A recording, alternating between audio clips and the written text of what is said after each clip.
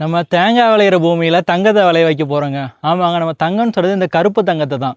கொடிமலைகளை பார்த்தோன்னா நிறைய வெரைட்டி இருக்குது. காமனாக தமிழ்நாட்டில் பிளான் பண்ணுற வெரைட்டி என்னென்னு பார்த்துக்கிட்டோன்னா கரிமுண்டா, அது வந்து ட்ரெடிஷ்னல் வெரைட்டி. அதே மாதிரி பெப்பரில் வந்து பன்னியூர் 1, 2, 3 அந்த மாதிரி 10 வரைக்கும் கிட்டத்தட்ட நிறைய வெரைட்டி இருக்குது. நம்ம செலக்ட் பண்ணியிருக்க நாற்று பார்த்தோன்னா பன்னியூர் 4. ஃபஸ்ட்டு நம்ம என்ன பண்ணுறோன்னா இந்த மாதிரி மேல்மட்ட மண்ணோட தொழு உரத்தை நல்லா மிக்ஸ் பண்ணிக்கணும்.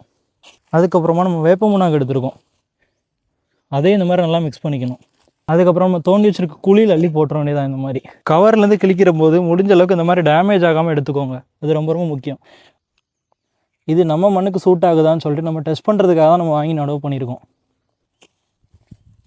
இப்படி சாஞ்சாப்பில் வச்சிட்டோன்னா கொடி வர்றப்ப நம்ம அப்படி இந்த தேக்கு மேலே படத்தி விட்டுடலாம்.